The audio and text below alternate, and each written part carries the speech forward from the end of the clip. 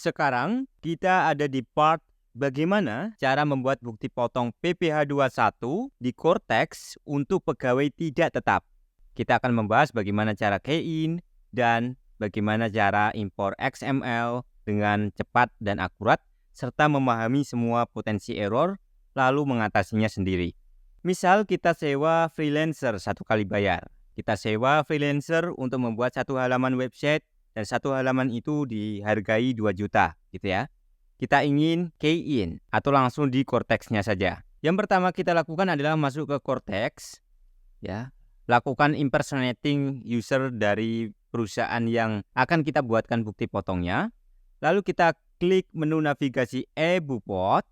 Kita pilih BP21, bukti pemotongan selain pegawai tetap ya. Setelah kita klik menu ini, tampilannya mirip seperti versi pegawai tetap.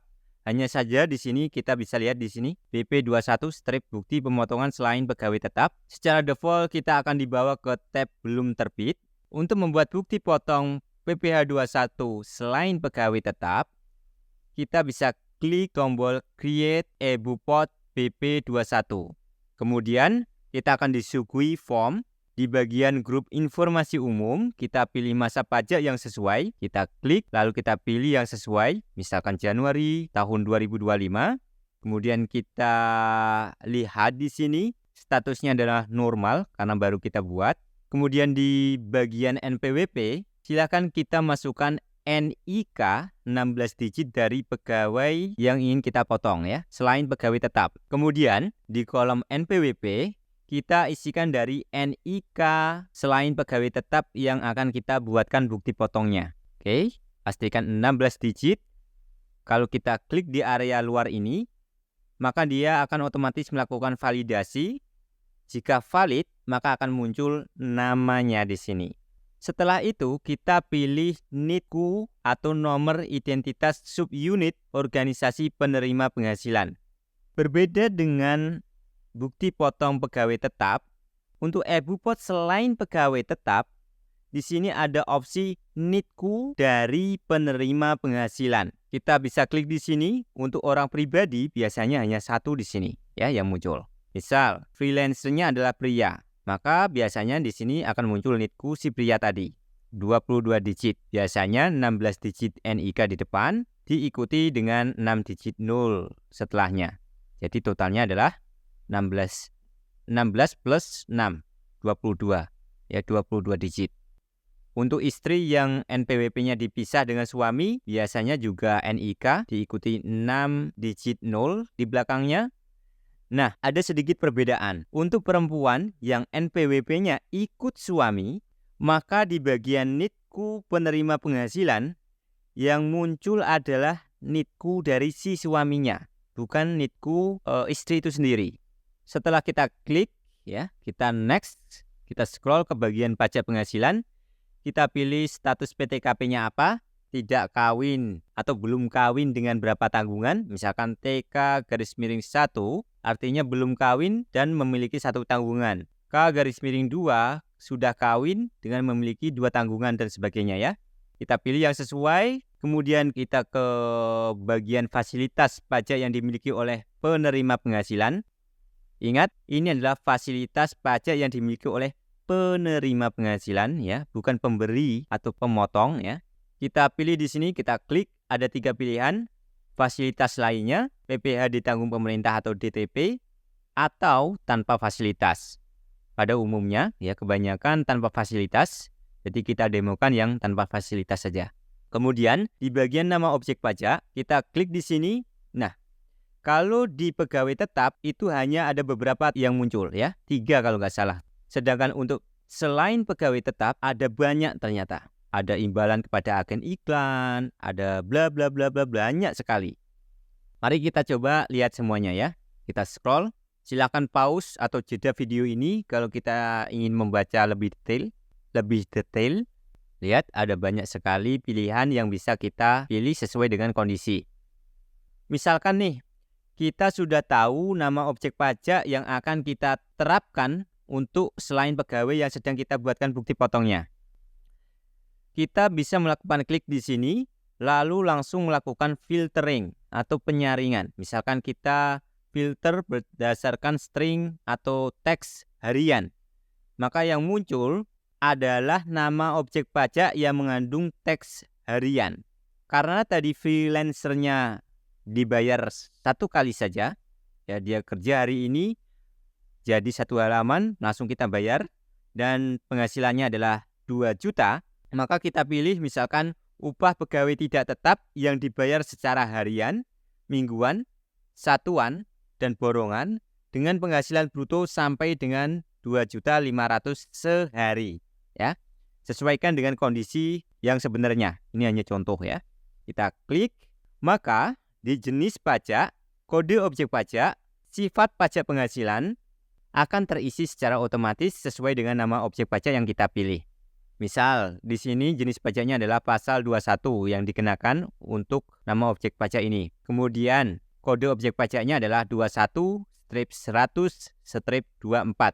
Kemudian sifat pajak penghasilannya adalah tidak final. Nah, ini adalah enaknya key-in atau langsung di website. Semuanya lebih terasa otomatis. Tetapi kelemahannya adalah tidak cocok kalau pegawai kita banyak. Ya. Tidak cocok kalau selain pegawai tetap yang kita sewa atau kita bayar itu banyak. Kemudian kita beralih ke bagian penghasilan bruto. Misalkan tadi penghasilannya adalah 2 juta, maka kita tulis di sini 2.000.000. Maka akan otomatis menjadi format currency ya, format rupiah. Ketika kita sudah isi, maka di bagian DPP, tarif, pajak penghasilan, dan KAP akan terisi otomatis berdasarkan penghasilan bruto yang kita masukkan. Ingat, ini adalah penghasilan bruto, bukan neto, bukan bersih ya. Misalkan kita bayar 2 juta untuk PTKP kawin dengan 2 tanggungan dan selain pegawai tetap. Maka DPP-nya adalah 100, tarifnya adalah 0,5, pajak penghasilan adalah 10.000 dari hasil perhitungan otomatisnya. Kemudian KAP-nya 411121-100 gitu ya. Kita bisa scroll ke bawah ke bagian dokumen referensi. Di jenis dokumen kita bisa gunakan bukti pembayaran kita ke freelance tadi. Kita bisa juga menggunakan akte perjanjian, dokumen lainnya. Kalau tidak ada di sini, maka kita pilih opsi dokumen lainnya, faktur pajak atau yang lain ya. Silakan dipilih yang sesuai, pilihannya ada banyak. Silakan di pause kalau perlu membaca lebih detail. Oke, misalkan kita akan memilih bukti pembayaran saja yang lebih mudah dan lebih umum. Maka nomor dokumen atau nomor bukti pembayaran kita masukkan di sini. Kalau kita memiliki invoice dari freelance, kita bisa gunakan itu di bagian jenis dokumen ini. Kemudian nomor dokumennya kita masukkan di sini ya. Kemudian kita masukkan tanggal dokumennya kapan. Misalkan tanggal 26 Januari 2025 ya kita klik di sini. Lalu kita pilih NIDKU atau nomor identitas subunit organisasi. Kita pilih NIDKU dari perusahaan kita ya. Dari cabang mana yang melakukan pemotongan pajak penghasilan ini. Kalau hanya ada satu, artinya kita tidak memiliki cabang gitu ya. Kita klik saja di sini. Kalau kita memiliki cabang, di sini akan muncul beberapa. Silakan pilih yang sesuai. Kalau sudah diisi semua dan pasti benar, kita bisa klik tombol submit dan akan muncul notifikasi sukses. Hasil key-in akan otomatis masuk ke tab belum terbit ya. Statusnya belum terbit. Kita masih bisa melakukan edit ya. Kalau kita ingin mengedit bukti potong selain pegawai tetap ini, kita bisa langsung klik edit meskipun kita belum terbitkan ya. Setelah kita klik edit, maka beberapa bagian bisa diubah dan beberapa tidak. Yang tidak bisa berubah, tetapi salah, maka solusinya adalah kita hapus lalu kita masukkan ulang. Itu kalau bukti potongnya belum diterbitkan. Tetapi kalau bukti potongnya sudah diterbitkan, maka solusinya adalah kita batalkan dulu, lalu kita buat ulang, gitu ya. Yang bisa diedit di sini adalah NIDKU dari penerima penghasilan, kemudian status PTKP-nya, fasilitas yang dimiliki oleh penerima penghasilan, nama objek pajaknya, kemudian penghasilan brutonya, serta dokumen referensinya. Kalau sudah kita betulkan, kita klik tombol submit lagi. Statusnya masih tetap belum terbit. Kalau kita ingin terbitkan, maka kita centang ini lalu klik tombol terbitkan. Maka bukti potong ini akan pindah ke tab telah terbit ya. Atau kalau kita ingin menghapus, ya tinggal dicentang yang ingin dihapus lalu klik tombol hapus gitu ya. Nah, itu adalah metode key-in untuk memasukkan bukti potong PPh pasal 21 selain pegawai tetap di Cortex. Cukup mudah, tetapi memiliki kelemahan, yaitu satu, kalau yang akses Cortex banyak, mungkin akan terjadi kendala error dan sebagainya. Atau jika selain pegawai yang kita sewa atau kita bayar itu banyak, misalkan 1000, maka kalau kita gunakan metode key-in akan lama.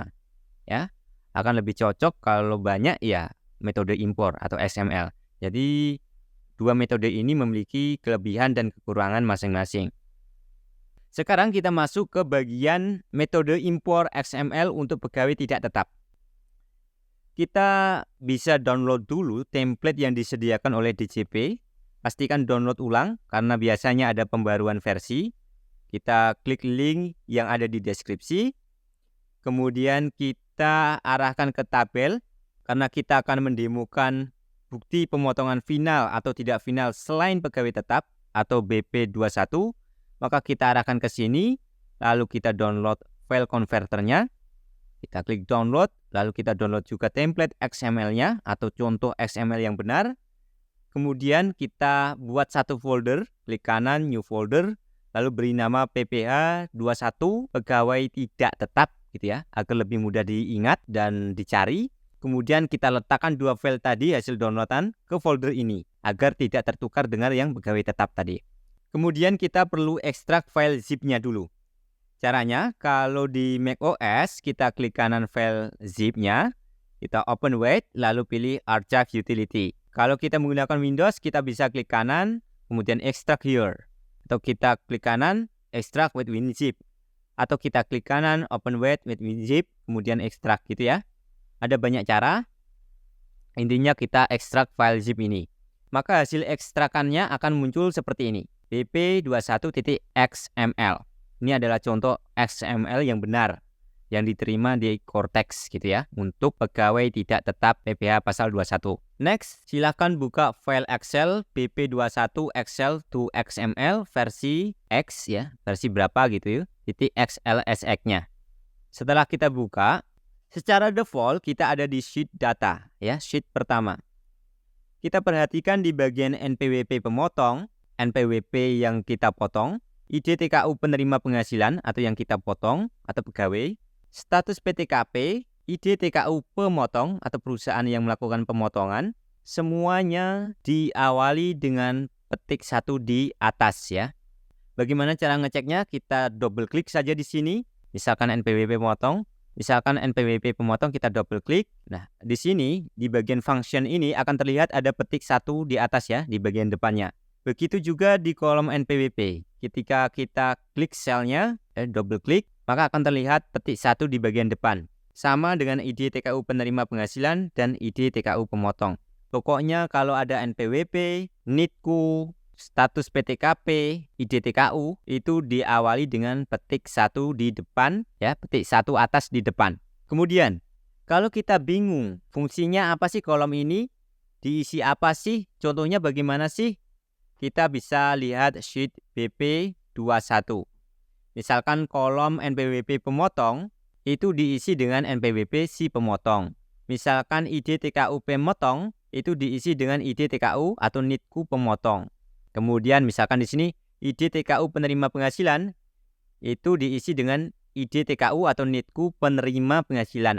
Lalu bagaimana cara mengisinya? Formatnya bagaimana? Nah, di sini juga ada contoh pengisiannya. Misalkan NPWP ya, itu diisi dengan NIK. Ya, NIK dari penerima penghasilan. Contoh pengisiannya bagaimana? 16 digit NIK-nya dimasukkan di sini. Kita double klik di sini. Nah, di sini itu sebenarnya ada petik 1 di atas di bagian depan ya kalau kita double klik di sel ini. Lalu di beberapa kolom ada ikon segitiga ya. Artinya sel-sel di situ, di kolom itu tinggal klik saja lalu pilih list yang sudah disediakan di file converter Excel to XML dari DJP ini. Misalkan di status PTKP, di sini ada K_0. Artinya apa sih? TK garis miring 1. Artinya apa sih? Nah, kita bisa lihat di sheet ref ya. Lalu kita lihat di sini. Ini seharusnya ada ya. TK garis miring 0 itu maksudnya adalah TK garis miring 0 itu maksudnya adalah belum kawin dan belum memiliki tanggungan. K garis miring 2 maksudnya adalah sudah kawin dan memiliki 2 tanggungan dan sebagainya ya. Termasuk dengan ini, termasuk dengan bagian kode objek pajak. Maksud dari 21 strip 100 strip 35 itu apa sih? Nah, kita bisa lihat di sheet ref. Nah, di sini ada ini, ada kode objek pajak, ada 21 strip 100 strip 35, itu maksudnya adalah upah pegawai tidak tetap yang dibayar secara bulanan. Itu ya. DPP-nya berapa? DPP-nya adalah 100. Tarifnya apa? Ya, tarifnya TER dan sebagainya ya. Lalu di bagian kolom kode fasilitas, NA itu maksudnya apa? NA itu maksudnya adalah tanpa fasilitas. DTP itu maksudnya apa? PPh-nya ditanggung pemerintah. ETC itu maksudnya apa? Maksudnya adalah fasilitas lainnya gitu ya. Dan seterusnya. Di kolom masa pajak, kita isikan masa pajak yang sesuai. Di kolom tahun pajak, kita isi tahun yang sesuai. Di kolom NPWP, kita masukkan NIK 16 digit dari selain pegawai tetap yang kita buatkan bukti potong. Ya, ingat diawali dengan petik 1 di atas di bagian depan. Kemudian di kolom IDTKU penerima penghasilan, isi NIPU dari selain pegawai tetap yang kita buatkan bukti potongnya. Catatan penting, kalau pria atau wanita, ya, wanita dengan NPWP dipisah dengan suaminya, maka biasanya di sini adalah NIK 16 digit diikuti 6 digit 0. Tetapi kalau selain pegawai tetap yang kita potong itu menggunakan NPWP ikut suami, maka ID TKU penerima penghasilan biasanya adalah ID TKU dari si suaminya selain pegawai tetap tadi. Kalau kita menggunakan metode key-in di website, itu akan terisi otomatis. Kita tinggal klik saja. Tetapi kalau metode impor seperti ini, kita perlu tahu apakah si pegawai ini menggunakan NPWP ikut suami atau dipisah, gitu ya. Kemudian di kolom status PTKP tinggal klik saja. Semua kolom yang ada ikon segitiga terbalik, kita tinggal klik lalu kita pilih. Misalkan status PTKP K0 atau kawin belum memiliki tanggungan. TK1 belum kawin tapi memiliki 1 tanggungan. K garis miring 2 sudah kawin tapi memiliki 2 tanggungan. Nah, kalau kita bingung maksud dari list ini apa, kita bisa cek sheet ref tadi. Kemudian di kolom fasilitas, kita bisa pilih memiliki fasilitas atau tidak. Kalau tidak, N garis miring A. Ditanggung pemerintah atau tidak. Kalau iya, kita pilih DTP. Memiliki fasilitas lain atau tidak. Kalau iya, kita pilih ETC. Gitu ya. Kemudian di kolom kode objek pajak, kita pilih yang sesuai dengan yang kita terapkan ke selain pegawai tetap yang sedang kita buat bukti potongnya. Misalkan 21 strip 100 strip 35, yaitu untuk penghasilan pegawai tidak tetap yang dibayar secara bulanan gitu ya. Kemudian yang lainnya silakan dicek di sheet ref. Lalu di kolom penghasilan kita masukkan penghasilan bruto ya. Bruto bukan neto, bukan bersih. Kemudian demand itu DPP, kemudian tarif ini otomatis terisi otomatis. Kemudian jenis dokumen referensi kita pilih mana yang kita gunakan, kita tinggal klik saja. Kalau kita bingung pilihannya itu maksudnya apa, kita bisa lihat di sheet ref. Kemudian di kolom nomor dokumen referensi kita masukkan sesuai yang kita pilih ya, nomor identifikasinya apa, kita masukkan di sini. Misalkan kalau kita menggunakan bukti pembayaran, ya kita masukkan nomor bukti pembayaran di sini. Kalau menggunakan invoice ya, tagihan, ya kita masukkan nomor tagihannya di sini. Kemudian tanggal dokumen kita isi sesuai dengan yang ada di dokumen yang kita acu, ya yang kita pilih di sini. Kemudian ID TKU pemotong. Ini kita isi dengan NITKU dari perusahaan kita. Kalau perusahaan kita tidak memiliki cabang, biasanya adalah 16 digit NPWP diikuti 6 digit 0 di belakangnya, sehingga totalnya 22 digit. Tetapi kalau kita memiliki banyak cabang, maka kita pilih NITKU dari cabang mana yang melakukan pemotongan ke selain pegawai tetap ini, ya, yang sesuai ini ya, barisnya. Kemudian kapan pemotongan itu dilakukan? Nah, pemotongan itu biasanya dilakukan ketika melakukan pembayaran ya. Kita bayar langsung kita potong ya. Nah, kita isi di sini. Oke, next. Misalkan semua selain pegawai tetap sudah kita masukkan di Excel, ada 1.000 atau 5.000 atau berapa gitu ya. Maka kita perlu mengekspor atau mengubah file Excel itu ke XML. Kalau kita belum mengaktifkan metode developer di Excel, maka kita perlu aktifkan satu kali saja. Klik menu file di pojok kiri atas, lalu menu sidebar akan muncul atau menu samping akan muncul.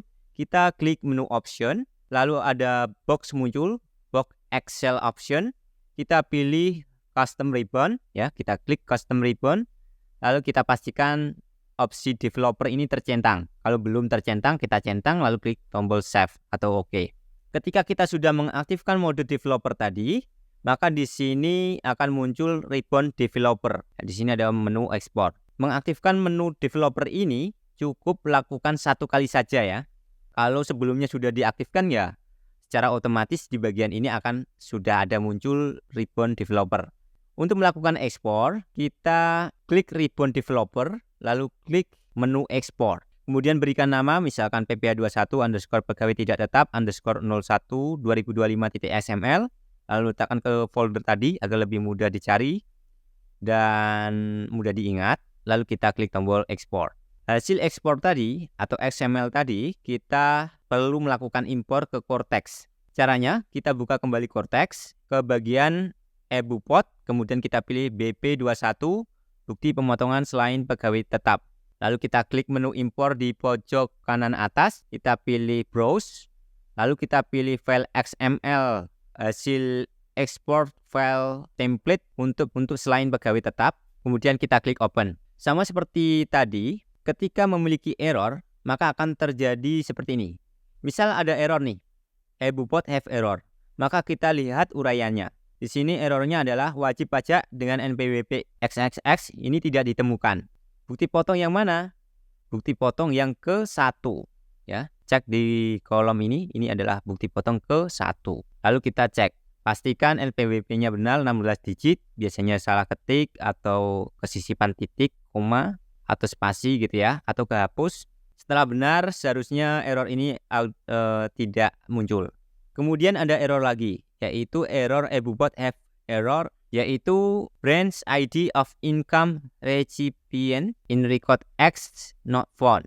Artinya bagaimana cara bacanya? Cara bacanya adalah NIDku dari penerima penghasilan untuk bukti potong yang ke-1 itu tidak ditemukan. Yang kedua juga tidak ditemukan. Yang ketiga, keempat, kelima juga tidak ditemukan. Apa kemungkinan salahnya? Kemungkinannya adalah 1. Kalau kita menemukan error seperti ini, kita cek ID TKU penerima. Ya, apakah kita salah ketik? Apakah benar jumlahnya sudah 22 digit? Apakah pegawai kita itu perempuan sudah memiliki suami? Lalu NPWP-nya itu ikut suami atau dipisah? Kalau ikut suami, biasanya NIDku dari si istri ini adalah NIDku si suaminya, ya, sama dengan NIDku si suaminya. Sedangkan kalau NPWP istri, NPWP dipisah dengan suami, itu biasanya NIK-nya sendiri diikuti 6 digit 0, ya, 16 digit NIK ditambah 6 digit 0 di belakangnya biasanya, ya, totalnya 22 digit. Jadi silakan dicek dan pastikan benar, ya, tidak ada salah ketik, tidak kesisipan titik atau koma atau spasi dan sebagainya. Next. Nah, kalau XML-nya sudah benar semua, maka kita akan melihat eBuPot is valid ketika diimpor. Ya. Dan di sini di tabel uraian error tidak ada sama sekali. Kalau sudah valid semua, kita bisa klik tombol submit dan hasil dari impor bukti potong PPh21 untuk selain pegawai tetap akan muncul di tabel. Kalau tidak muncul, silakan klik ikon refresh, anak panah melingkar di sini 1-3 kali kalau perlu. Atau kita bisa perbanyak row yang terlihat di bagian ini. Kita klik, misalkan ada 100 ya, kita pilih 100 gitu ya. Nah, kalau kita ingin menghapus massal, misalkan hasil impor kita ada yang salah, dan yang salah itu tidak bisa diedit ya, karena beberapa bagian kan tidak bisa diedit tuh, atau tidak bisa diubah, kita bisa hapus. Nah, bagaimana kalau hasil impor tadi ada yang salah? Ya, misalkan ada beberapa yang salah dan kita tidak ingin edit manual satu persatu. Maka kita bisa centang yang salah, lalu kita klik tombol hapus yang warna merah ini di atas. Setelah itu bukti potong yang kita hapus akan hilang berpindah ke tab tidak valid. Kita bisa upload ulang khusus untuk yang sudah kita hapus gitu ya. Kita ingat bahwa hasil impor itu statusnya adalah belum terbit. Kalau kita ingin menerbitkan, maka kita centang bukti foto yang ingin kita terbitkan, centang yang sesuai gitu ya, yang sudah benar. Lalu klik tombol hijau terbitkan. Secara otomatis akan muncul pop-up sign in dokumen. Kita diminta untuk menandatangani dokumen. Kita bisa pilih kode otorisasi DCP atau kita juga bisa memilih yang lain, misalkan privy.id kalau menggunakan. Tetapi karena kita ingin yang default saja, yang gratis dan banyak dipakai secara umum gitu ya, kita pilih kode otorisasi DCP. Kemudian di sini akan muncul nick dari penandatangan. Lalu kita masukkan passphrase yang kita buat ketika kita membuat tanda tangan digital terakhir kali. Kita masukkan di sini. Setelah kita masukkan, kita bisa klik tombol konfirmasi tanda tangan. Ketika kita sudah klik konfirmasi, maka bukti potong yang tadinya belum terbit akan berpindah ke tab telah terbit.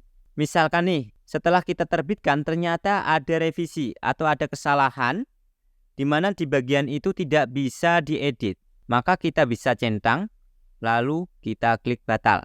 Kemudian kita impor kembali yang salah atau kita masukkan secara key in. Ya, bebas, kita bisa pilih yang mana. Kita bisa impor ulang semua bukti potong yang sudah kita batalkan, atau kita bisa masukkan satu persatu dengan cara key in. Ya, jika jumlahnya cuma satu ya kita key in saja, lebih mudah ya. Nah, setelah kita sudah membuat atau memasukkan semua bukti potong pegawai tetap, serta telah membuat bukti potong untuk semua selain pegawai tetap ya. Kemudian kita akan masuk waktunya SPT masa PPh 21 dan 26 gitu ya.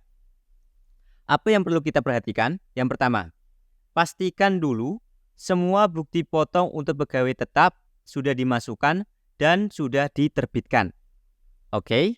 Kemudian pastikan juga semua bukti potong untuk pegawai tidak tetap atau selain pegawai tetap sudah dimasukkan semua dan sudah dalam status telah diterbitkan.